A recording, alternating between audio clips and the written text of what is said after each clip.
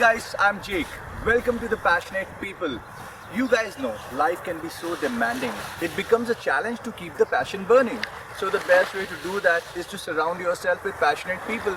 People just like you and me who can inspire us in a day-to-day life. So let's start this show with our first guest, Dan Kozina. But before that, let me show you a small introduction video how I met him. I was going through a blog for a long time. Having a YouTube channel made me happy, but the content could not get me to grind. That's it. I said to myself, got my coffee, I picked my car keys, I started driving to wherever, parked my car and took a stroll. Walked through this alley, full of colors, dark and bright, just like many shades of life. Caffeine and colors worked like wonders.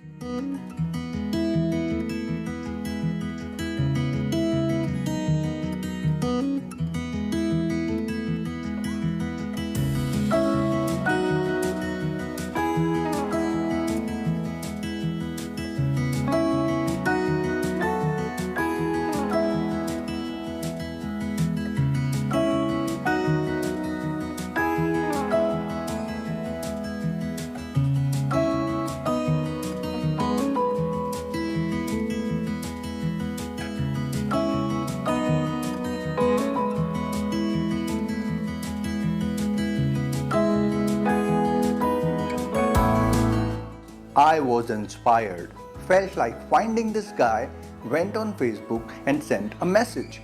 For 4 days, there was no reply. Finally, I got a reply from Dan. You know, when I looked at his art for the first time on those walls, I imagined him as someone who has a lot of experience and wisdom, someone who might be in his 40s. But to my surprise, he's a very young boy in his early 20s. But let me tell you, no short of wisdom. In fact, I was so impressed and inspired by him. I learned a lot from him. His voice has authority and empathy at the same time. And his words are full of wisdom. Now, I'm on this personal journey to seek answers, to learn and evolve and ignite my passion. So I started asking some questions to him. Let's have a look. So Dan, you know, the whole quest to find you and get to know you started with a question in my mind. I saw the mural and I thought, like, what goes in your mind as an artist when you see a blank wall? And what is that first step of creation of this beautiful piece of art? The things that go through my head when I look at an empty space, first thing that I think about is the potential colors and subject matter I can put into the work.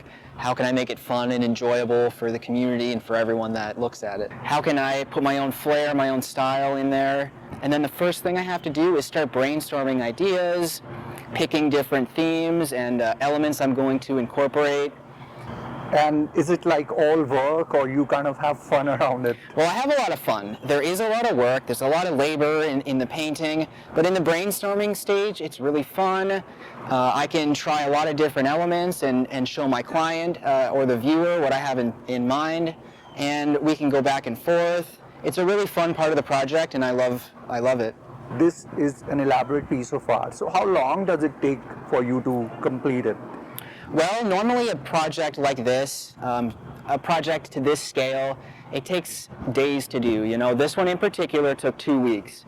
So the first week I drew everything on the wall, I did all the background, and then the second week I did all the little details, I did all the highlights, and brought everything together. It takes a lot of time, just as the planning takes time. You know, the planning for the project took maybe 2-3 days, you know, in total. And then to come here, you know, every day, maybe 10 hours a day, you know, it can be a lot of work, but it's quite enjoyable experience, and it's worth it. What Dan said was very interesting to me. He said that when he looks at a blank wall, he wants to make it fun and enjoyable for anyone who looks at his art. He even adds a lot of joy to brainstorming ideas, and he takes his time to finish a masterpiece. He's not in a hurry. There's no rush. This is a big lesson for me because I'm always in a rush to just make a video and post it At the end of it, it's just a random video, and if it doesn't satisfy my creative self, that's where I was getting the creative block. And his words actually removed that creative block or artist block from my mind. So the keywords are, first thing first, have fun, enjoy your work, and others should also have fun and enjoy when they look at your work. Now, the next thing that I asked him was about fears. When you're working, a lot goes wrong. So how do you respond? Let's have a look. Dan, another thing I want to know is that, being creative and artistic is one thing, but when you are on a project like that, do you have any kind of fears of it going wrong or, things happening? Well, anytime I approach a project, I always know there's going to be challenges, ahead, and I'm going to face some sort of problem along the way. So I never get too worked up when that moment happens. If I make a mistake or I spill something or a mess or something breaks or I have artist block, those moments do always happen. And it's kind of just about working through those moments, persevering, not letting them bring you down. And as long as I have a good attitude in those moments, everything works out. The key word mentioned here by Dan is perseverance. Persistence to do something despite of difficulties or delay in achieving success. I realized that, creating a mess, mistakes, things going wrong, it happens to everyone. It's just not me. What a relief it was. Being impatient is the biggest issue when I'm working. If something goes wrong or not according to my plan, I'm unable to improvise. I start throwing tantrums and I just spoil the whole day. But now, if a situation like that arrives, I have a constant reminder. Hold this reaction. I mean, why are we even doing this? What did you learn from Dan Kozina? So that was my wife Demi, and she never let me forget this particular lesson because my reaction impacts her the most. So as I mentioned that Dan is a very young boy in his early 20s. So definitely I was curious to find out when it started, his art and creativity. Let's get back to the conversation with Dan. So Dan, I feel that this level of creativity, it comes after years and years of practice and passion and hard work. So I'm so curious to find out that, how and when you started. I mean, is it in your family or is it just you?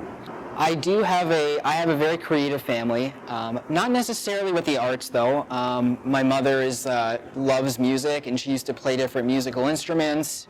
My father was an engineer type.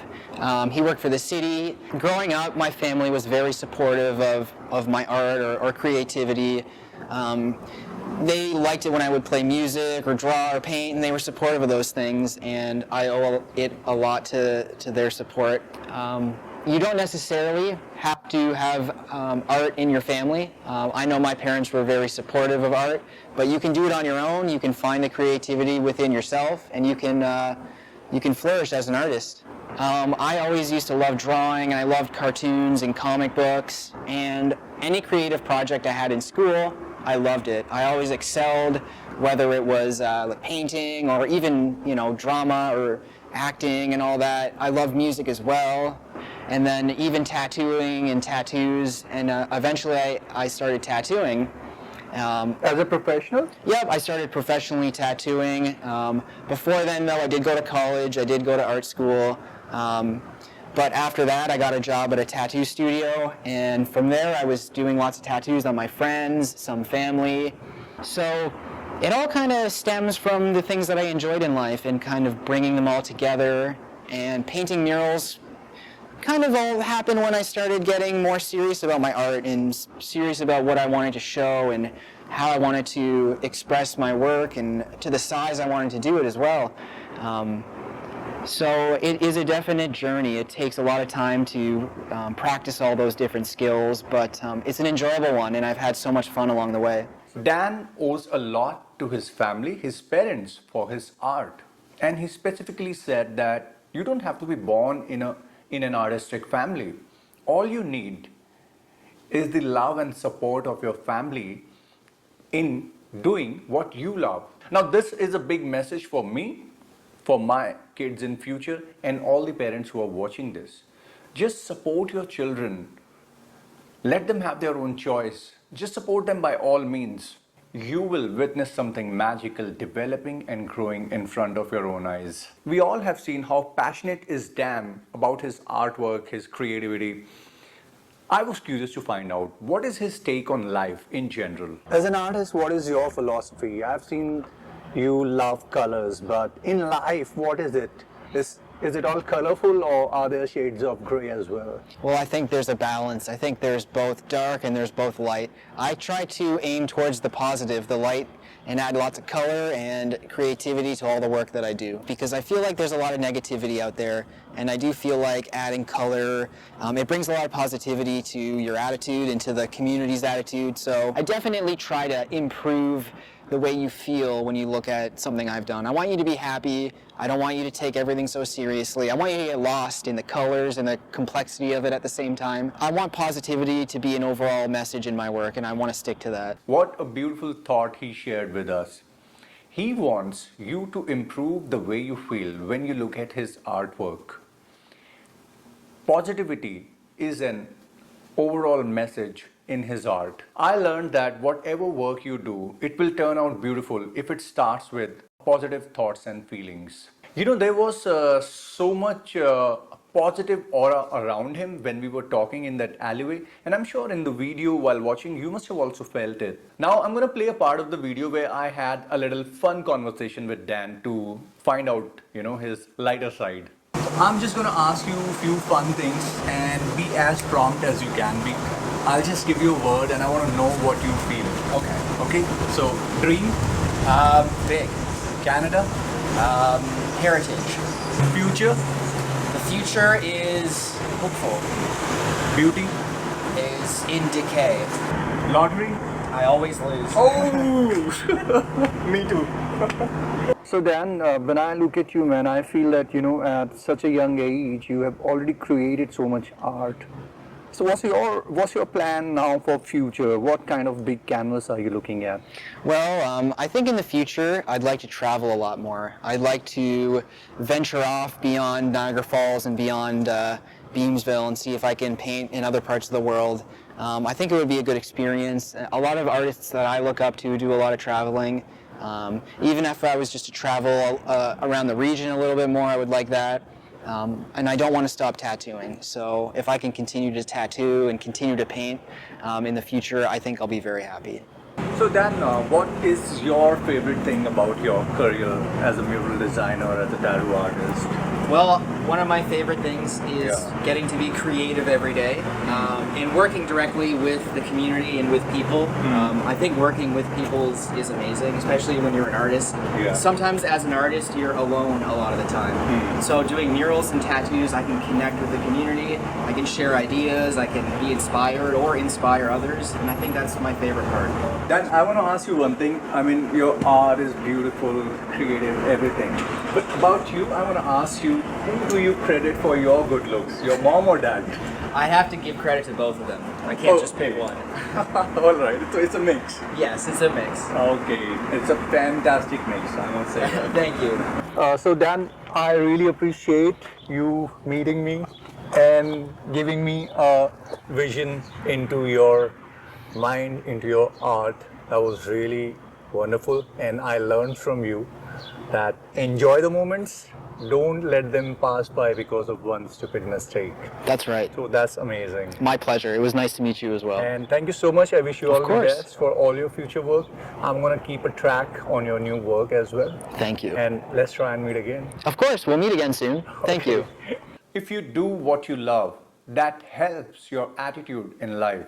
That's a powerful statement made by Dan, and I totally agree with it. Right attitude might be the most important ingredient in bringing fun, joy, and happiness in your life and work. Even with the rapid fire that I played with him, his replies reflected depth of wisdom and good terms with his passion. And thanks to his parents, Dan is an excellent combination of looks, personality, art, inspiration, perseverance. So guys, thanks for staying with me till the end of this video. I have shared with all of you what Dan shared with me, what I learned from him. I hope it's gonna help you also in your life and work. You know what I believe in? When your thoughts are blocked, think opposite. Look at the other side. And you will find a lot of passionate people everywhere. You will be surprised how the next door person walking in the alley, sipping in the cafe, people like you, people like me can teach us a lot. So if you want to be inspired, just go and find out those passionate people.